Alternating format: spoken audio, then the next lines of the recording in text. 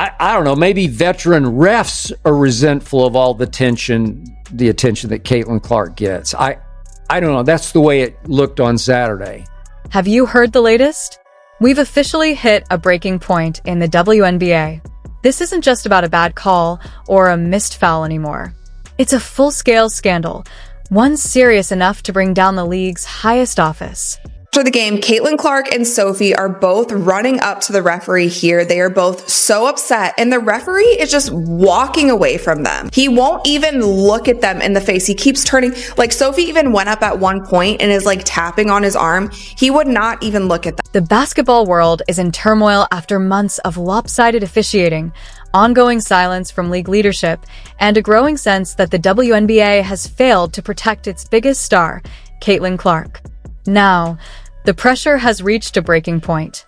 The dam has burst, and WNBA Commissioner Cathy Engelbert has officially been suspended. The refereeing, we know it was terrible. We absolutely know the refereeing was shocking. Like, it was one of the worst referee games I've ever seen down the stretch. Like, it looked like it was rigged. The league is now in complete disarray. But let's rewind. This goes far beyond a single game. What we're seeing is years of dysfunction finally coming to a head. With Caitlin Clark's rise to national stardom, every missed whistle becomes front-page news, and every questionable call explodes into a five-alarm controversy. The breaking point came during the infamous matchup between the Indiana Fever and the New York Liberty, a game that didn't just seem biased, but openly looked rigged. There's no other way to describe it. It looked like it was rigged. I'm not saying it was rigged. I don't think it was rigged.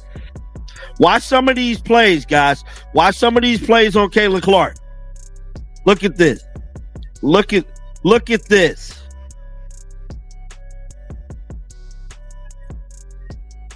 See that? Physically grabbing her, applying pressure, pushing her. Look at Brittany Griner. Look at this. Fans noticed it. Analysts noticed it. Players noticed it. And eventually, the league's front office had no choice but to respond. Because let's be real, since Caitlin Clark entered the WNBA, officiating has been controversial at best. But this season, it has crossed a line, becoming not just questionable, but disgraceful, blatantly biased, and increasingly dangerous. I was super frustrated watching this game. It was not called the same for both teams. And I haven't been one to call out the refs a lot I hadn't been one to call out the refs a lot last season, but this season it's so apparent that how lopsided the officiating is. Caitlin Clark, a once-in-a-generation talent who brought millions of new fans to the league almost overnight, has been targeted game after game. She's been elbowed, shoved, grabbed, and slammed to the floor, often without consequence. And the question has to be asked, where have the referees been? There's been no response. Clark has been clotheslined on fast breaks, pushed off screens, and blatantly hacked across the arm in mid-shot, all without a whistle. A revolution against Caitlin Clark, a mutiny against Caitlin Clark. So the refs are given the message.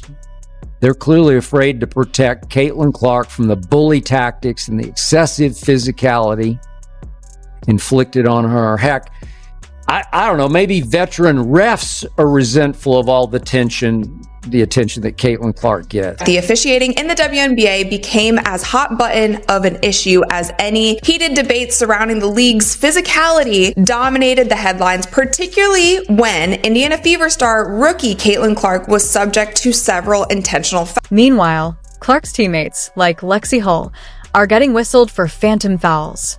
At the same time, Indiana's opponents, especially high-profile teams like the New York Liberty, seem to be living at the free throw line. Lynn Dunn goes on the Dan Dockage show and she calls out the officiating. She calls out the refereeing. She calls out the WNBA. The lopsidedness that is being shown not in favor of the Indiana Fever. The clear biases when it comes to foul calls. The clear biases when it comes to not calling foul calls. And fans have finally reached their limit. Social media erupted after the Liberty game, with Rig the WNBA trending for hours. Videos of Caitlin Clark being hacked with no calls quickly went viral. From former players to ESPN analysts, everyone was asking the same question. What exactly is going on here? The Indiana Felines have experienced a free throw disparity in every other game. In their 2 games against the Atlanta Dreamers, the Felines combined for 14 fewer free throws. In their game yesterday against the Equality, the Felines attempted 17 fewer free throws.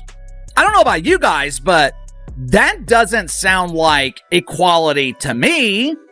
Isn't the root word for equality? How is the WNBA allowing its most valuable star to be treated this way? The answer, it seems, was sitting in the commissioner's office all along. Cathy Engelbert, who once branded herself as a player-first commissioner, had been under mounting criticism for a lack of accountability when it came to officiating. For months, coaches and players filed formal complaints. And Engelbert's response? She ignored them flat out.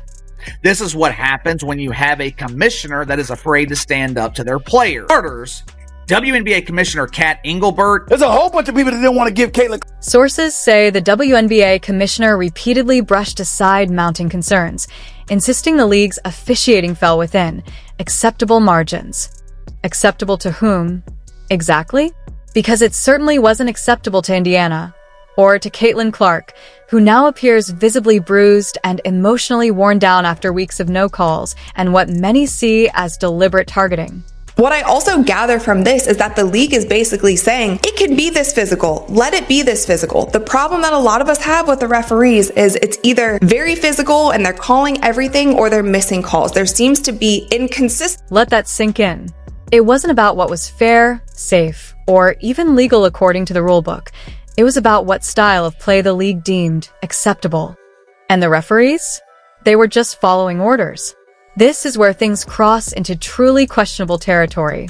The orders were reportedly coming straight from the WNBA commissioner, Cathy Engelbert, who allowed Caitlin Clark to endure more physical abuse than most would tolerate in a professional fight.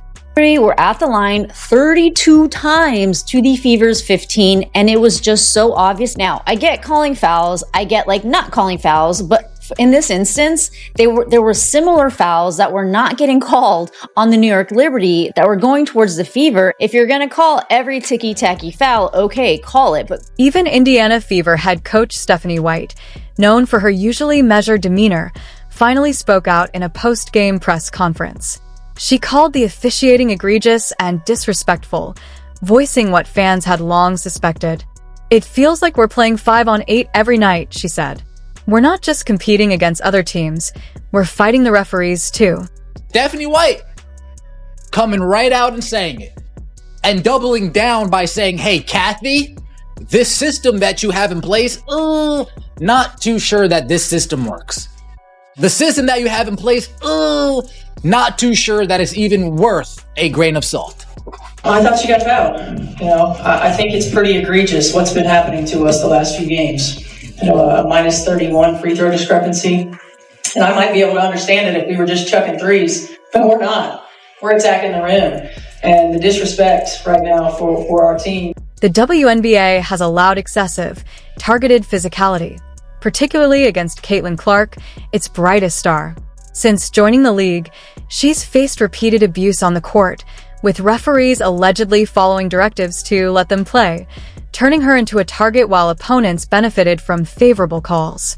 Commissioner Cathy Engelbert's inaction, coupled with optics of favoritism toward the New York Liberty, has fueled outrage from fans, coaches, and players alike. Internal reports show ignored complaints and a system prioritizing stakeholders over integrity, putting the league's growth and credibility at risk. Clark isn't just a player, she's the bridge to new fans, ticket sales, and the future of women's basketball.